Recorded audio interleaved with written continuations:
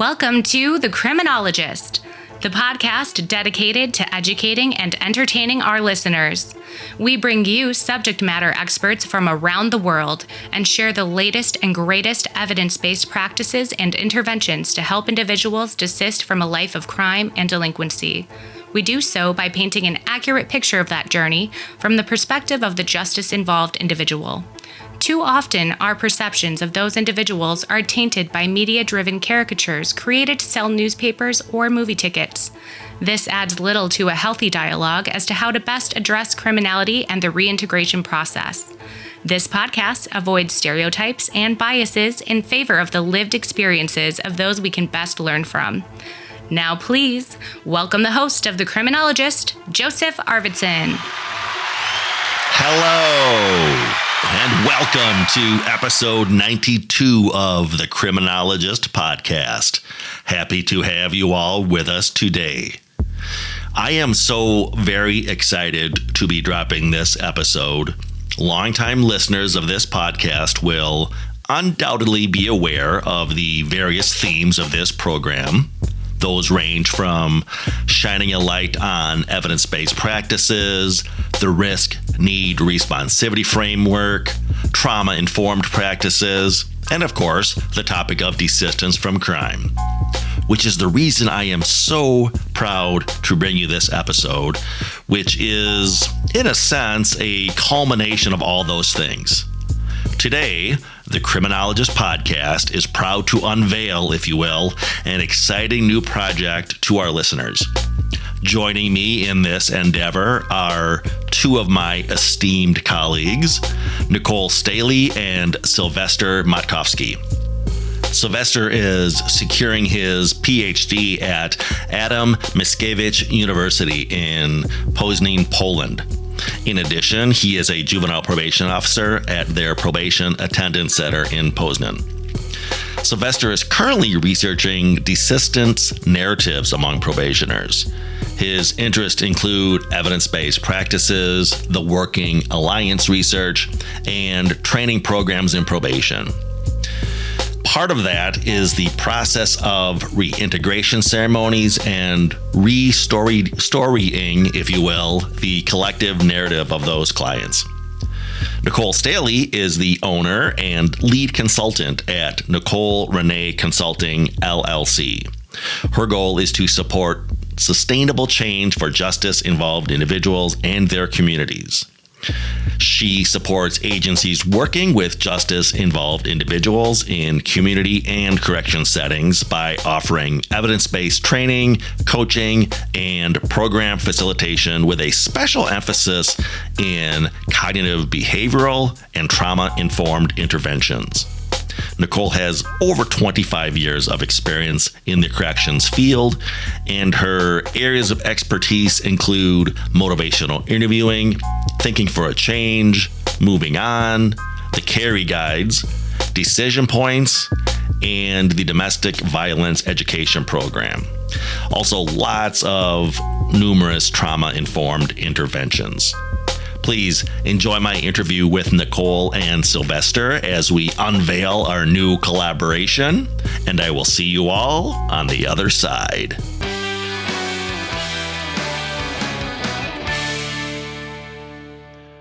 Well, welcome back to the show for each of you. For newer listeners, Nicole appeared way back on episode 16. We did a episode entitled Trauma Informed Supervision Meets Desistance. And Sylvester was just recently on the show for episode 85, talking all about desistance, in particular, the role of narrative scripts in that process. And both are back today to continue this conversation around that interplay, those intersections between trauma and desistance. But first, why don't we allow each of you to technically reintroduce yourselves to our listeners and just tell us a little bit about your backgrounds and your passions and your joie de vivre. Should I jump in? Would you like me to start? All right. So as Joe mentioned, I am so excited to be back in your podcast. And episode 16, I didn't realize it had been so long. I know, right? I know, time's gone by fast. But so my name is Nicole Kimberly-Staeheli. I have about 25 years of experience in community corrections, everything from probation work to cognitive programming to evidence-based training. And most recently, the last couple of years, I either with insanity or courage, a little bit of both, took the leap and left my safe, nice county government job and opened my own consulting business. So I now operate under Nicole Consulting. My passion, my focus is on bringing trauma-informed care and cognitive behavioral interventions, and really just working to support and hopefully help the lives of justice-involved individuals, folks with lived experiences. So I work both directly with those clients and then also train and support what I like to call helping professionals, folks in a lot of different roles, everything from probation to prison settings to reentry. So that's a little bit about me. Sylvester, go ahead. Well, that's a great introduction, Nicole. As for me, I'm a PhD student at the University of Adam Mickiewicz, and I'm currently researching the narrative scripts of the successful juvenile desisters because I'm interested in their testimonies, and I think that's something that we lack in our community. We lack the stories of a success and how the people get to this successful desistance. And I also work as a social probation officer in probation attendance center in Poland. I work with juveniles, so everything I do revolves around juveniles. I love working with people, and I love seeing goodness in people. That's why I'm so interested in their stories, in their narratives. Yeah, I think that's for me. I love that positive reframe that you love the goodness in people, Sylvester. We need more folks like you in the field. So, Nicole, you and I have been having ongoing conversations for a while now, sort of exploring various relationships. And I've been looking at the relationships between the risk-need-responsivity approaches and the newer desistance approaches. And you've been looking at those relationships between the R&R approaches and the trauma-informed approaches. And then talk about how through our conversations, we came to realize that we're talking about a lot of the same variables here. Or that we have a lot of common ground, right? That's kind of how I think about it. Yeah. And I actually I'm with you in terms of Sylvester's description as getting excited and enjoying finding the goodness in folks. And I think in many ways, R&R does not focus enough risk-needs-responsivity approaches and finding that goodness, right? So you and I have been at this field for a long time. And one of my passions, especially in the last couple of years, was to look at and understand why R&R hasn't been as effective as we hoped and thought and believed that it could, why folks are still struggling so much. And I always say I was lucky because as much as I had a foot very grounded in evidence-based practices and R&R, I also had a lot of opportunities throughout my career to work with trauma-informed care and facilitate trauma-informed groups with justice-involved folks. And what I found more and more is that we really needed to bring those two things together. And more often than not in corrections, we looked at it as two very simple pieces. Probation officers were like, I'm not a therapist. That's not my job. And therapists were like, yeah, you're right. You're not. But here's the thing. We know that justice-involved individuals have experienced trauma. There's no question about it. There's years of research at this point to support that understanding. So if we're not willing and able as corrections professionals to start to understand the trauma of our clients and start to understand, most importantly, how it's affecting them today, I think we're spinning our wheels, unfortunately, with a lot of R&R stuff. So the more I started to research and study and think about how can we take a more trauma-informed approach to R&R, again, as you mentioned, you and I started to have conversations. And what I described as trauma-informed approaches paralleled or mirrored or had the same concepts in mind when you were talking about desistance approaches. So I've enjoyed just exploring and discovering more about how these two areas of research really do overlap, and most importantly, how they can benefit the clients. And Sylvester, you and I met recently at a conference over in Barcelona. We had the opportunity to meet a lot of great folks over there, the International Training School on Core Correctional Skills. And just in our conversations, we started having these same observations, if you will. Maybe give your take on, as Nicole just did, sort of the gaps here in the approaches and the similarities and how we could maybe do a better job of reconfiguring all these things. Yeah, that's right, Joe, because when we talked, we actually noticed that many of the approaches have very common denominators like hope and agency and other their elements which cover the other approaches. And we noticed that the R&R can,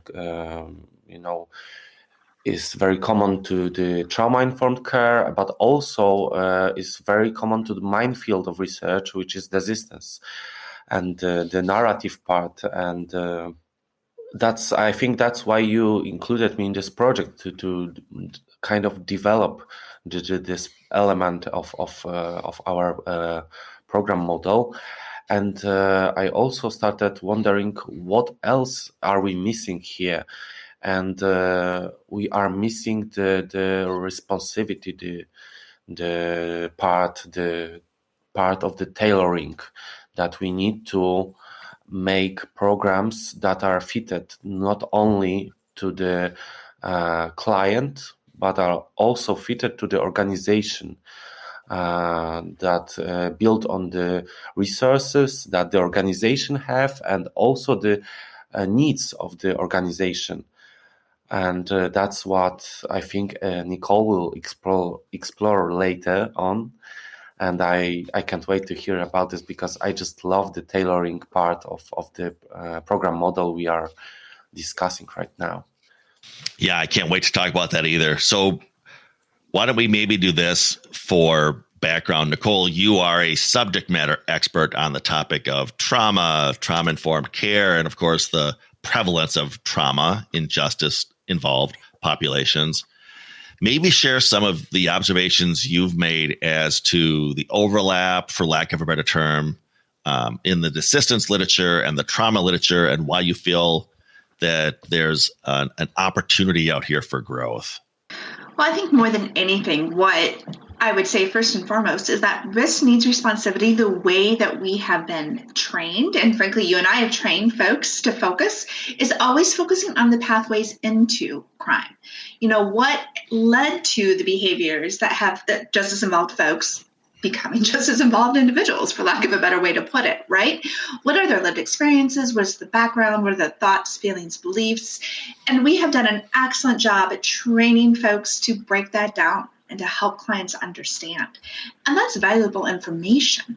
But a couple of pieces, in my opinion, have been missing for years. And again, part of that was having had a foot in both camps and doing the trauma-informed work in addition to the work in R&R, is that when you have a client who is still overwhelmed by traumatic experiences, when you have clients who don't understand what it means to feel safe, who truly have not learned how to cope and move on from their past experiences, when you have a client in that space, all of the work of R&R really can't be effective because those clients aren't in the space to learn and to really be able to think and to focus. It's literally just not how our brains work. So some of that experiences that I had with clients over the years kind of prompted some of the conversations that Joe and I were talking about in the past. And as we started to bring these pieces together, we started to question, what can we do to actually, not just talk about these ideas and theories, but make real change in the work that we do as professionals to better support our clients. So we have, so I was so excited when Sylvester kind of joined this project. Joe as a maven, I was teasing him about that word, but I was bringing us together with our unique perspectives. And we discovered that, what I'm seeing in the trauma work and the need for safety and collaboration and empowerment is the same thing that Sylvester and you, Joe, were talking about with DESistance work. And the thing that I got super excited about was DESistance, to put it really simply, and you guys are the subject matter experts, but my understanding of DESistance is we're focusing more on the pathways out of crime and looking at not just what led you to this place, but how do we help support you and how do we help you truly shift to a life, not just free of criminal behavior, but from that kind of criminality or those thoughts and beliefs that support some of the past decisions they've made, right? So we really talk about, and this is again where I get excited about Sylvester's expertise, is that narrative shift of the person that I have been for whatever reasons. In trauma-informed work, I talk about it as kind of that survival mode. And I tell my clients, you've survived. Whatever has happened to you up to this point, you have survived. But gosh, there's a difference between surviving and living. And that's where I feel the DESistance work can really help take us. So what was just ideas and theories and passions that Joe and I have been talking about, we are really coming together and creating, as Sylvester mentioned, this program model, a way of taking these theories and putting them into practice. So I'm excited to keep continuing this conversation and tell folks more about some of the specifics of that program model, which Sylvester so wonderfully named TIDES. Credit where credit's due. Sylvester came up with the name of our model here, TIDES, Trauma Informed DESistance Program Models. Thank you. So, Sylvester, maybe just as Nicole just did, from your perspective, talk about that relationship that you saw between the DESistance literature and the trauma-informed approaches. Yes. You know, Joe, actually, when we started talking with you and Nicole, I got so excited about this project because I saw that every part of this just clicks. And what was also missing was the narrative part, because as Nicole said, to just survive is not enough. Our clients need also to thrive. They need to grow in their communities, in their stories. We also need, as facilitators or probation officers or workers that are working with clients, to restore their story and the community story. And that's one of the main three parts of the DESistance.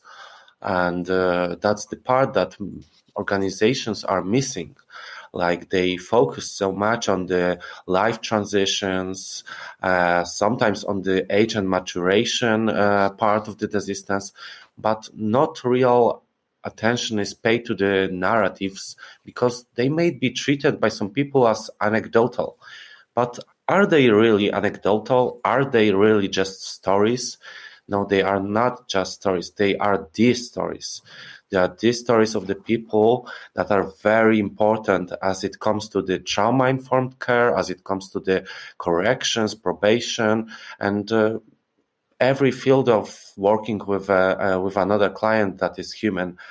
And when it comes to the trauma-informed care, some people's, and actually most of them, not really some, can have this narrativa, or the thing called that their narration got somehow frozen or stopped, or is under-narrated, that they have no agency, they cannot see any new results, and they get so stuck in this narration. They only operate from the level of survival, not just thriving. And that's why we want for them to move to this coherent narration, which Siegel describes that has elements of connection, which we also want to have, like connection with the community, the harmony, the engagement, the compassion. And another argument that the stories are not just anecdotal is that the brain science, the neuropsychology also informs us of the changes that happen when we create and also when we hear a story.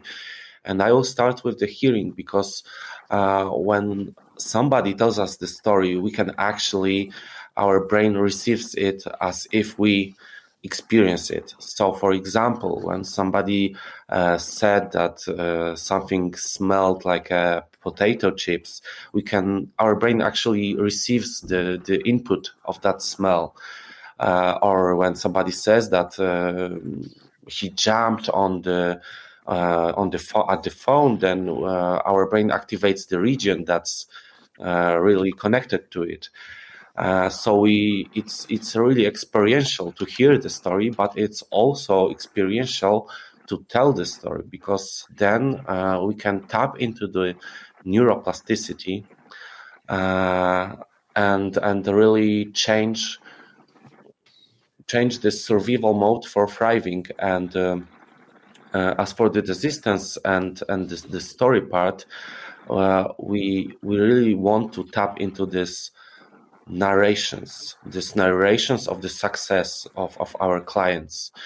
As the Maruna Shat said, that those narrations of redemption have the agency, have the hope, and they also, we want also to be a co-authors of the stories, because that's the field that's currently researched like for 1 year. There's not much info on that.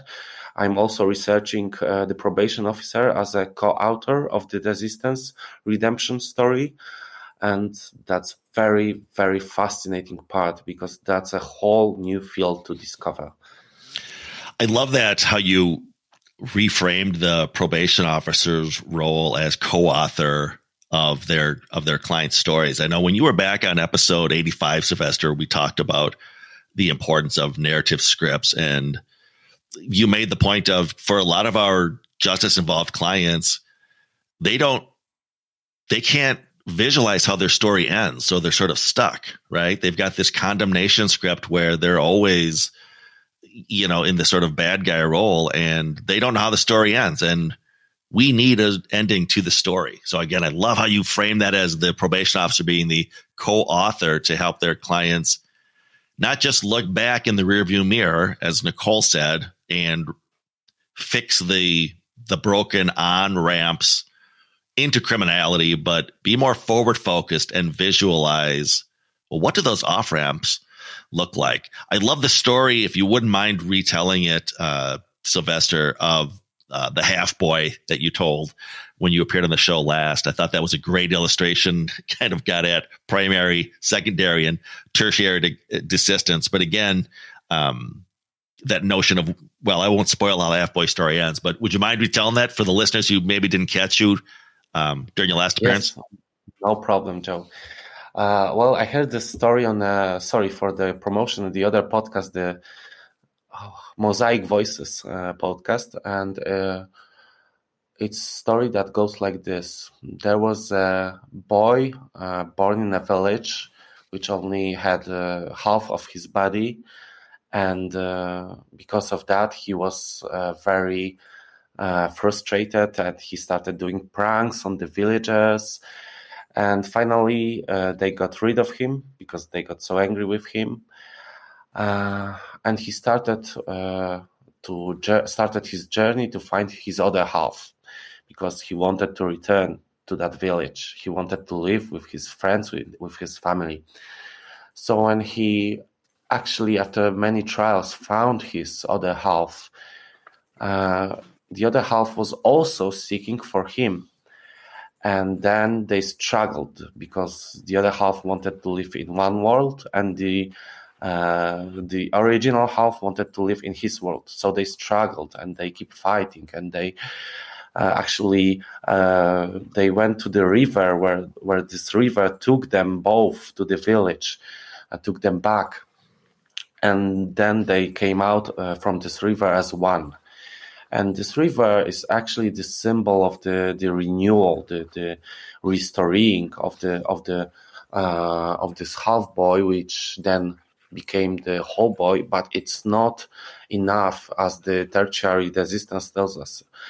And the story goes like this: that the boy came to the village, but nobody recognized him, besides one elder village chief that told him, "You know what?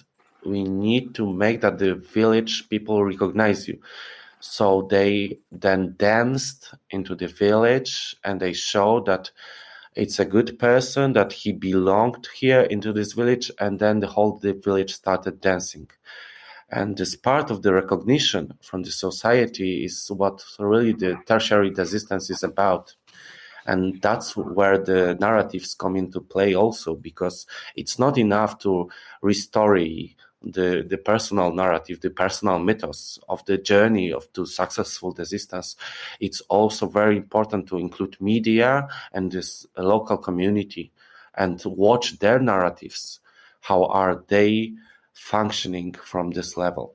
And to also co-author their narratives, which probation officer or facilitator comes into the play, and he needs to drop some hints how to restore this narrative, which we'll do in our TIDES program. And I love how Nicole and you both describe it like there's a pathways in, which is the focus of the R&R, and pathways out, which is the focus of desistance. And also the name TIDES, they come and go, the pathways in and pathways out. I think that just clicks beautifully. I could not agree more. And to your point, yes, when I give my elevator speech to folks on the differences between our current risk-need-responsivity approaches and the emerging DESistance approaches, that's just how the language that I use, because I love that imagery of our current risk-needs-responsivity approaches are really looking at those pathways into criminality. And of course, if we extinguish those pathways in, we'll see halfway decent effect sizes or an impact, if you will. But we're missing a huge part of the equation if we don't also look at those pathways out of crime. And as we know from the literature, they're not always the same. There's other things at play when we look at those pathways out of crime, like agency, identity, self-efficacy, that type of thing. Nicole, maybe speak about again that balancing act that we're doing here. Sylvester rather talked about how this TIDES approach is really going to tailor an organization's existing practices with how they would fit into the TIDES approach. So, can you maybe expand on that, Nicole? Absolutely. And I love that story. And I'm so glad you had Sylvester tell that again, because really, I think maybe a way to kind of pull these ideas together that we've been talking about is to say that I think in many ways, the work we've been doing is the first half of the story, and working to support our clients in understanding the past and helping them own their stories and helping them come to discover what maybe they want to do differently. But that's kind of where we stop. I think that's where we kind of pause in our more traditional R&R approaches. And honestly, even in the trauma-informed work we do, we're focused on this present piece of, okay, we're understanding your pathways in. We're going to work on some coping skills and maybe some emotional regulation pieces. And we're going to try to give you some additional skills to, again, as Sylvester was saying, help you move from surviving to thriving or living. But we don't quite finish the story, I think, in our current approaches. And that's where the TIDES program model, that's where our emphasis on bringing in more of these desistance concepts, I think really does, it'll give probation officers more tools. It will help our clients start to understand what is the rest of my story? What do I want it to be? And how do I write that?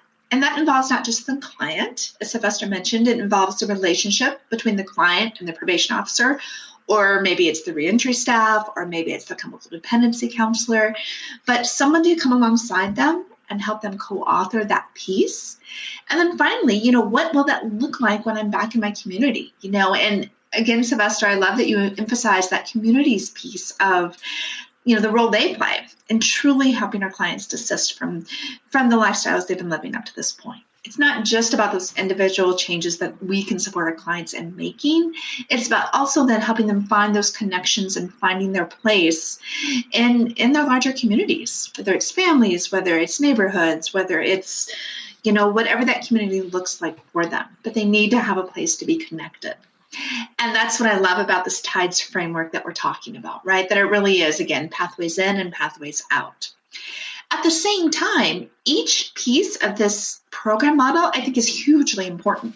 So it's not to say that R&R shouldn't be done or isn't working. It's, at least from my opinion, to say it's not quite enough.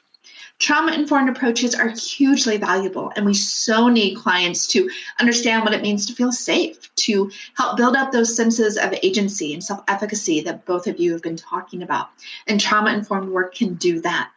But at the same time, we still need to then say, what happens next? R&R is about a lot of avoidance goals, I think, a lot of the time. Don't do this, don't do that. DESistance starts to give us some language on do this. And what is it that you want to do? What does the rest of your story look like? And how can we support you in co-authoring that? So our hope with TIDES, our hope with TIDES is to then look at where agencies are at, look at where professionals are at, and what is the work you are currently doing? Because this work is challenging. Working with justice-involved folks with lived experiences of trauma is challenging work. And we all know that folks who really take this on are doing some amazing work. So we want to build on that. We want to augment the work you're currently doing with whether it's trauma-informed work, whether it's more information on DESistance, but how do we help you, find the rest of the story for your agency as well as for your clients? So to be clear, if someone's listening out there, a director or an agency, what we're doing with TIDES, Nicole, is coming in and looking at what that agency is doing, where they're at, sort of on the continuum here, if you will, and then not necessarily saying, here, apply this off-the-shelf model, but rather, no, we will tailor this model. So, for example, if you're already at a B+ for risk-needs-responsivity, don't need to talk so much about that. Or if you're already at a C+ for trauma-informed approaches or whatever. But again, it's really, just as we preach tailoring the delivery of services to clients, with TIDES, we'll tailor that package to your existing assets of what your agency and what your staff, where they're already at with their culture and with their approaches. Absolutely. I think that's a great summary of it, because what we know from the DESistance literature is that every individual story is unique. Every individual will have their own pathways out of crime.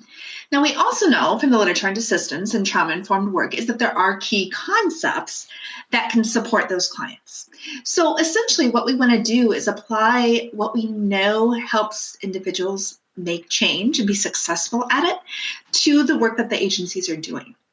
So again, you had a great way of putting it. If you're at a B+ with R&R and you've been doing, say, cognitive behavioral interventions for a long time, and you've committed a huge amount of training and energy at your agency, and you really have folks who are committed and believe that cognitive behavioral interventions can work, we're not suggesting that you should change anything about that, but maybe we can add a piece. Maybe we can look at how cognitive behavioral interventions can be applied to the concept, say, of identity, as Sylvester was talking about, and how important folks being able to author their stories is. Well, that's really about understanding not just what they've done, but who they are and that whole person that they want to be.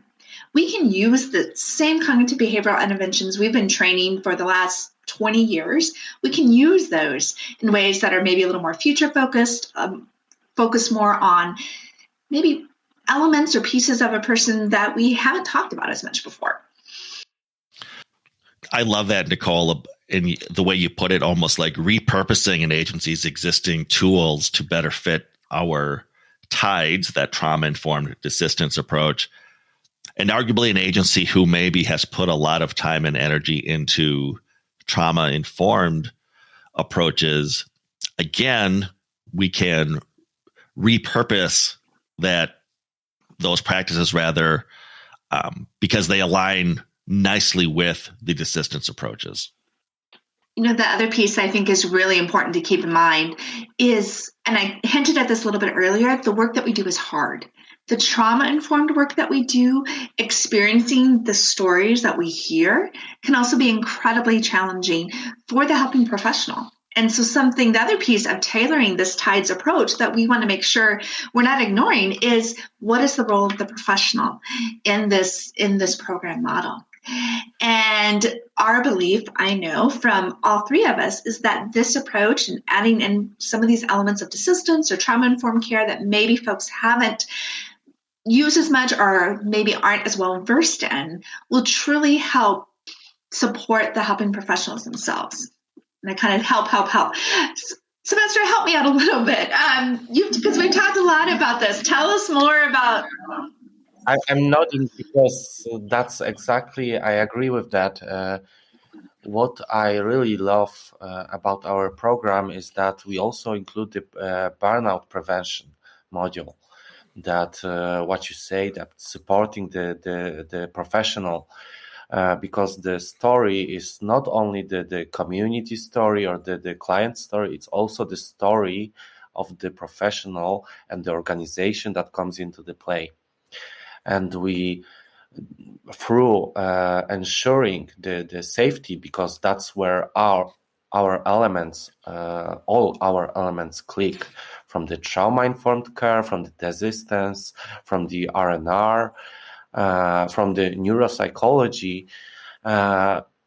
Really, the safety is the basis for anything, for learning, for growth, for changing the narrative, for thriving, because it allows for the neuroplasticity, because it allows to change the behavior in a way that will not only last for a like few years after the program, but hopefully for a whole life.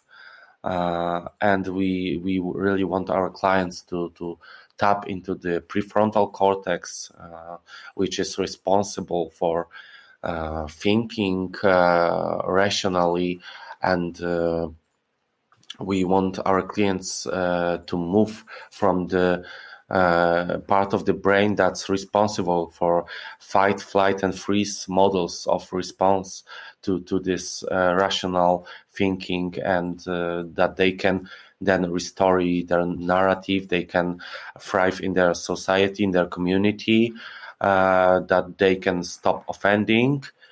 And that's the basis. The safety is the basis for our work, and the safety also comes into the play, as I said, in the burnout prevention, because when we have the professionals who establish this safe environment, it's not only for their clients, it's also for themselves, so they can avoid then the I did a research on the probation officers and their relationships with their probationers, juvenile probationers, and many of them noticed the mechanism of defensive dehumanization of their clients, that they get either too much involved in the client's life through controlling or through empathy, because empathy, especially the affective empathy, the reception of the emotions, without this kind of safe environment, without the boundaries,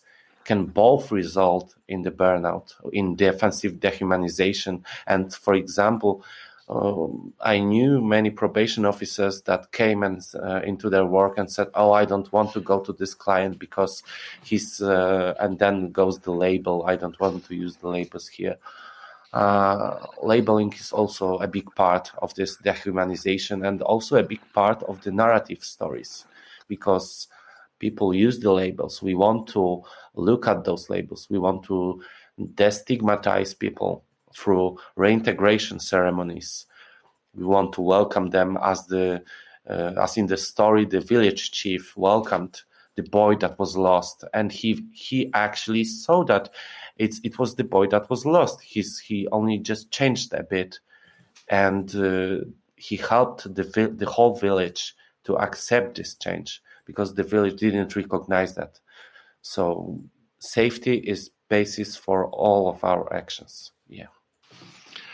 Great segue there, Sylvester, talking about the neuropsychology portion of our TIDES framework here. I'm sure folks are listening and intrigued, thinking, okay, I'm trying to get my head around this. So they've been talking about a component of risk-need-responsivity and a component of trauma-informed care, and of course the DESistance portion of it.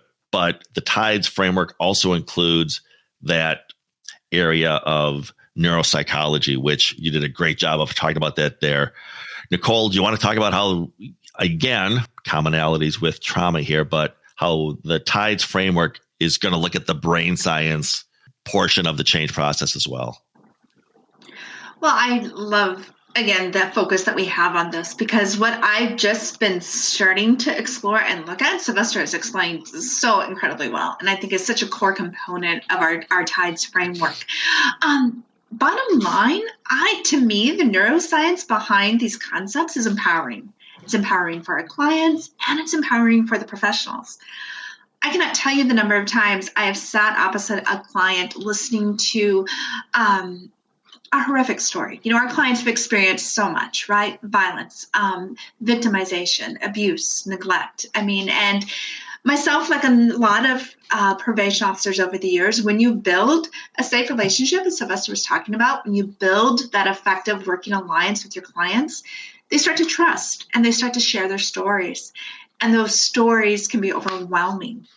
And I often found myself in this place of, well, what do I do? What can I possibly do to support this person who has experienced so much? How do I help them, to use Sylvester's language, co-author a new chapter, the rest of the story, the next part of their story, however we phrase that?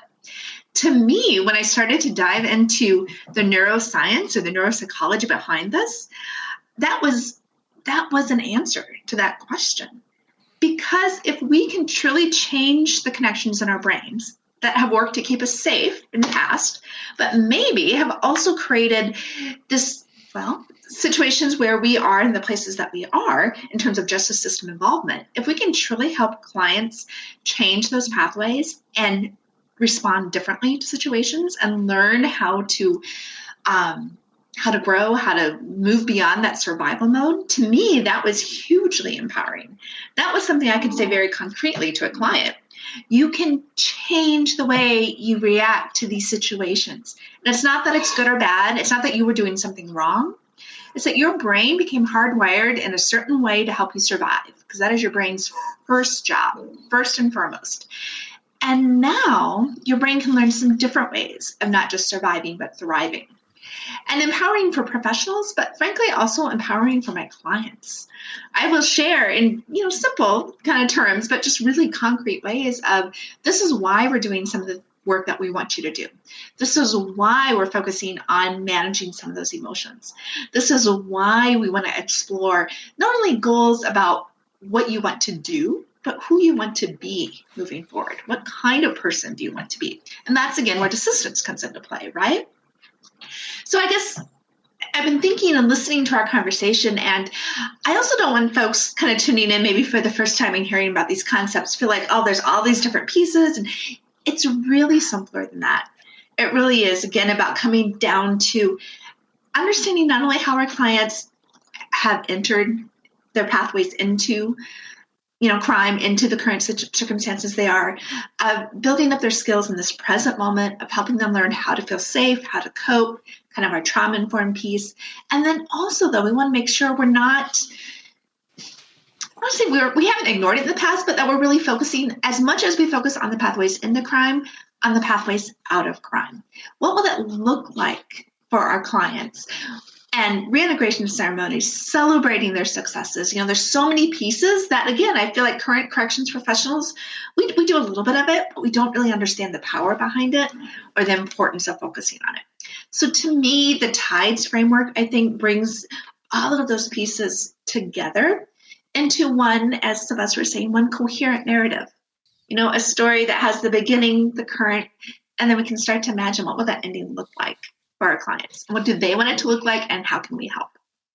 That's why I'm excited about this project. We've been talking about stories, Nicole. I love illustrating points through actual stories, which I think resonate on a different level with folks than just the hard data that we might throw at them as to what this process might look like. I know you've got a great story to kind of illustrate this. And again, would you mind sharing that, please, again, to sort of pump some three-dimensional life into the X's and O's of what we're talking about here? So here's what I love about kind of my journey and my story in working with corrections and with these concepts and with justice-involved folks is I worked a lot firsthand with clients in community probation settings and institution settings.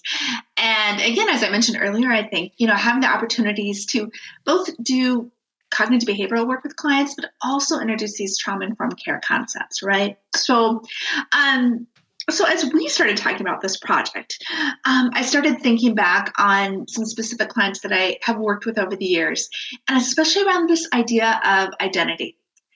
Even before the three of us came together, I began to find more and more that I felt like a missing piece was helping clients understand not just what they've done, but who they are and who they want to be, and helping them to then do things differently. I began to see that really was kind of a missing piece. So anyway, I always change the names. I'll just throw that out there at the beginning. But in terms of that piece on identity, I started thinking a lot about a woman named Lisa. Now, Lisa had been a client of mine. When I met Lisa, she was on community supervision. She had been released from prison, was currently on living in a sober house. And part of her conditions of release was to attend a cognitive behavioral group that I was facilitating. So it was a women's only group. It was gender responsive. It was an excellent curriculum.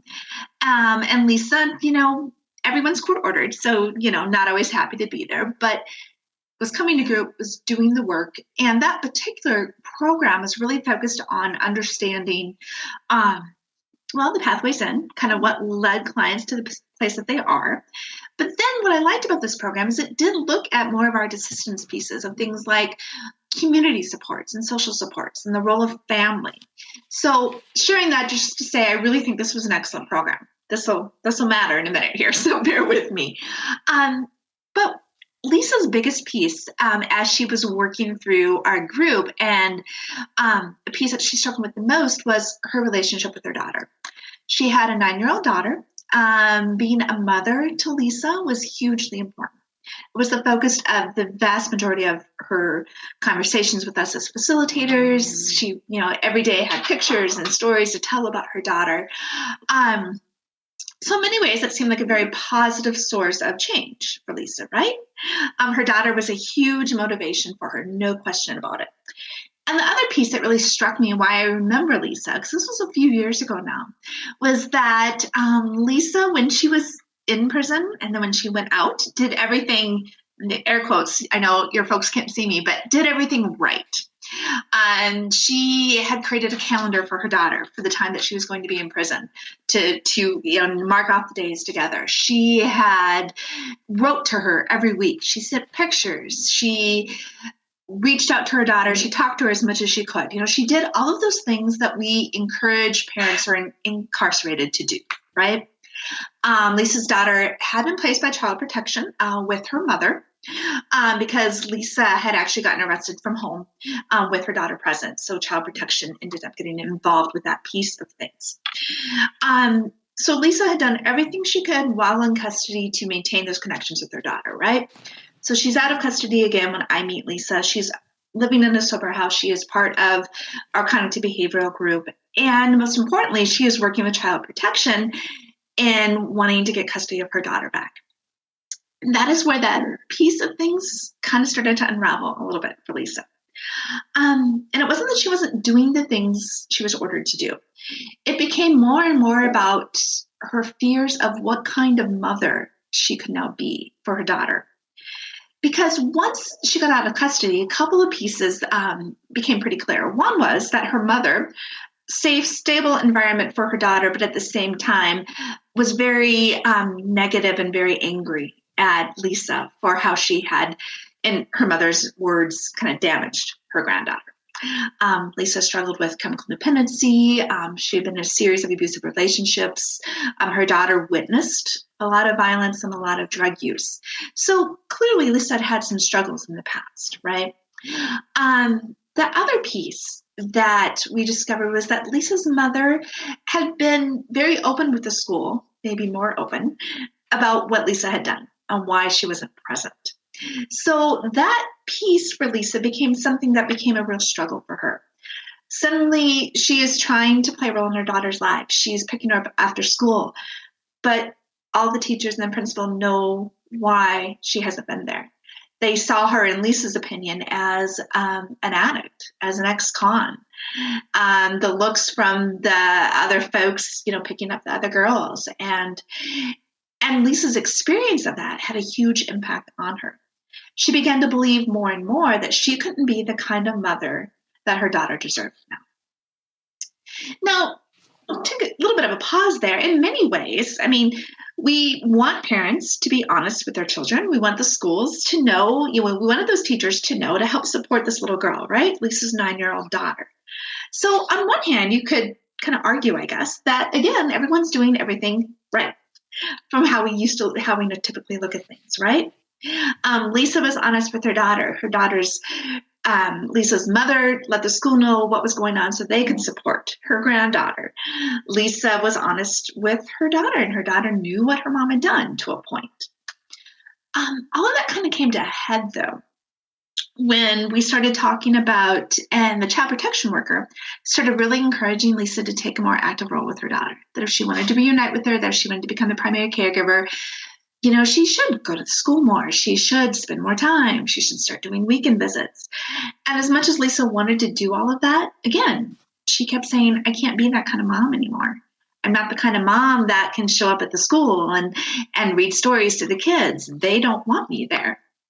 Now, a couple of experiences with the teacher and a principal at the school kind of increased those beliefs, some negative experiences that Lisa had. And eventually that started to have an impact on Lisa in terms of her behavior. Up to then, again, living in a sober house, doing everything she needed to do. Suddenly she started not coming to group so much. Suddenly it became more about, well, if I can't get my daughter back, what's the point? Her narrative shifted at that piece of, I can't be the mother I want to be, so therefore, what's the point of all of this? And eventually that deteriorated, and Lisa relapsed and began to use. And the thing about working with folks in corrections, and a lot of your listeners will know this, is we don't always get to hear the end of the stories, right? So at that point, Lisa stopped coming to group. Her probation officer had to issue a warrant because she kind of fell off the grid altogether. And as the group facilitator, that was unfortunately the last I'd heard about it. Hindsight, though, and this is kind of back to why I wanted to share this story about Lisa within this conversation of our TIDES framework. The more she talked about, I can't be the mom I wanted to be for my daughter, she's better off without me, the more she began to describe herself in ways of, I can't control this, I'll never change, there's nothing I can do. That was really important language that we really didn't pay as much attention to. Because, again, it was more focused on what is she doing? And right now, we thought we were pretty sure she was using before we eventually, had that confirmation. She was starting to miss groups. We were so focused on the actions and trying to help her change her behavior that we missed what was driving the behavior. And that was that identity shift. That was that piece of, if I can't be the kind of mom I want to be to my daughter, then I might as well, guess what? I might as well go back to using. I might as well. And from a trauma-informed approach, we know that she's trying to numb the pain of not being able to be the kind of mother that she wanted herself to be. So when you were talking about co-authoring the story, I think we missed an opportunity as probation officers and as group facilitators to help her shift that narrative and help her understand the importance of this is what was driving her behavior. That she didn't think she could be accepted or be the mother that she wanted to be for her daughter. So I don't know. What do you guys think? I mean, that was my way of looking at Lisa now based on the work that we've done. Yes, exactly. Nicole, what I noticed is the lack of a proper reintegration ceremony that we talked about, because maybe if she had one, if the community, if the school was involved in it, if the whole elements of her life she wanted back, the school, parenting, and the stigmatization, she didn't want to be labeled. If she had an opportunity to have this reintegration ceremony where probation officer or other facilitator, someone important, could lead her to this community and officially recognize her change, then she would avoid labeling from other parents or teachers. Maybe then she didn't feel like I'm not enough. Maybe. That's what I'm thinking.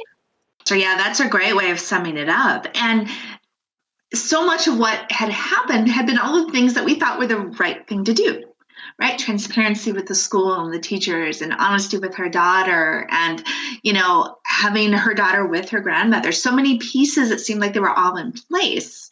And yet the impact of those other opinions, the impact of the lack of acceptance from the community, all of these pieces that we talk about in DESistance had a huge role to play. And we didn't see that as important. I didn't see it as important, more as it was more focused on, nope, let's stop the using. Let's figure out what's driving that. Well, what was driving it was in front of us all along, and we just didn't see it. And also the lack of tailoring here comes into the play, because if we had the tailoring, then it would be a totally different story. Yeah. Nicole, I just love how that story illustrates the importance of considering an individual's identity and their narrative scripts. I have this, speaking of how we think stories end, I have this vision of, okay, this is how this story is going to end. Someday we'll look back at our respective fields years from now and say, do you remember when we tried to change folks' behavior without considering their identity or their narrative script? How crazy was that? We are remedying that, however, through our TIDES approach, and that's TIDES, TIDES, Trauma Informed DESistance. So for people out there listening who are intrigued, what can they do at this point? I know we've talked about we're looking for potential partners as far as piloting the program. The three of us believe in the principles behind co-elevation and servant leadership. Again, this is not a model that we would do to an agency, but rather with an agency. So again, for folks who want to learn more about TIDES and arguably want to be actively involved in TIDES, what message do either of you have for them? If you have any comments or if you had something to add, please just share it with us, because we are still learning. We do not have the approach. We are the masters of everything. So we would be very grateful. And that's the whole idea of, we're not doing this to you, we're doing it with you. And I love how you said that, Joe, because really our goal is to come alongside and explore and partner with agencies. And yes, maybe share some new information, maybe do a little bit of training on concepts that you are maybe a little bit newer to you. But more importantly, we want to come alongside as coaches, as implementation support, as helping you not just learn something new and then walk away, but partner with you as you look at what elements of TIDES are you maybe looking to add to what the work you're currently doing, and how we can support. So first steps would be to reach out, to respond. And I know Joe will share our connections and emails, but connect with one of us. Let us sit down and explore and have a conversation with you. What intrigues you about this model? What do you feel we need to add to it, and how we can support your agencies? So I think that's our first step, is just to start a conversation. And we would love to do that. Other thing to note too is that a lot of the work that I've done with these concepts to date has actually been with chemical dependency programs. So we specifically wanted to describe this as a program model, because justice involved individuals are not just working with probation officers and are not just involved in community corrections or prisons, but justice involved individuals with traumatic lived experiences are a part of our community. So we want to be able to support those individuals and the professionals that work with them, not only in traditional correction settings, but also in other programs or agencies that are working to support these folks. So something to think about. And how do we have that kind of wraparound approach, that it's not just about what the probation officer is doing? I could not have said it better myself. And yes, I will leave our individual contact information in the episode description of this program, as well as the overall Gmail account for the podcast itself, so folks can reach out to us. I know the internet lasts forever, so we'll be immortalized eternally in cyber world. But for those of you who listen as soon as these episodes drop, God bless you. I will be at APPA in Atlanta end of January, beginning of February. So seek me out if you are at APPA. I'll actually be giving a short little roundtable talk about merging Risk-Need-Responsivity with DESistance. So that's another outlet for you to find us. Otherwise, I would just like to thank my partners in crime fighting, excuse the pun, Nicole-Staeheli and Sylvester Matkovsky. I'm sure I'll have you both on the show again. And again, thank you for illustrating this new, innovative TIDES approach to helping folks desist from a trajectory of crime and delinquency. Without the maven as you are, Joe, it wouldn't be possible. Thank you for that, Sylvester. I love bringing people together, and more to the point, I love bringing people together that we actually produce a deliverable out of it, which is what the TIDES approach really is. So thank you for that. Thank you for having us. Yes, thank you so much, Joe. All right. We'll speak soon, folks. Bye-bye. Bye. So there you have it, folks. The unveiling of TIDES, our Trauma Informed DESistance approach, TIDES. As promised, I will leave contact information for both Nicole and Sylvester in the description of this episode, along with as many other goodies as I can squeeze in there. And I encourage you, even if you are mildly interested in anything we talked about today, to reach out to any of us for more information. We truly think this can be transformative, how we are proposing bundling the aforementioned evidence-based practices to best serve our clients, best serve our communities. We will be back next week with a fresh episode. In the meantime, you may contact the show or reach out to us through our website, the Paragon Group, LLC.com, for training or presentations as to evidence-based practices, implementation, program design, or, of course, the topic of desistance from crime. If you have questions or comments as to this podcast, feel free to contact the show via our email at thecriminologistpodcast@gmail.com. That's thecriminologistpodcast@gmail.com. Remember to follow us through our Facebook page and our Instagram page at The Criminologist Podcast.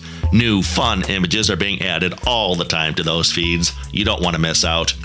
We are also on Twitter, The Criminologist Media Group. You can follow us at Crim Media Group. That's CRIM Media Group. Go ahead and give us a follow. You may also connect with me, Joseph Arvidson, on LinkedIn, or Nicole-Staeheli, or Sylvester Matkovsky on LinkedIn as well. And follow both the Criminologist Podcast and the Paragon Group on our LinkedIn pages. Hey, lastly, if you've not already done so, check out and subscribe to our YouTube channel, The Criminologist, for additional content as to the themes of this podcast. Merchandise is now available, so reach out if you're looking to score a Criminologist refrigerator magnet, pen, or coffee mug. And if you believe in what we're doing on the show, if you're part of the movement, please spread the word. Tell a friend or a coworker or a colleague about us. Ask them to subscribe to the podcast. And of course, do so yourself if you've not already done so. And always remember, folks, there's no them, there's only us. As Nicole said, to just survive is not enough. Our clients need also to thrive. They need to grow in their communities, in their stories. We also need, as facilitators or probation officers or workers that are working with clients, to restore their story and the community story. The Criminologist Podcast is a production of the Paragon Group, LLC. For speaking engagements, interviews, program design, or training opportunities, please visit us at theparagongroup.llc.com. If you enjoyed the show, you can find more content and videos on our YouTube channel, The Criminologist. Don't forget to like and subscribe. Both the Criminologist Podcast and the Criminologist channel are brought to you by the Criminologist Media Group. Be sure to give us a 5-star review, and thanks for listening. The thoughts, statements, and opinions of the host and cast members do not necessarily reflect the views of their employers and are those of the host and cast themselves. Any discussion regarding client statements, behaviors, actions, or crimes are purely fictional and are used only for the purposes of example.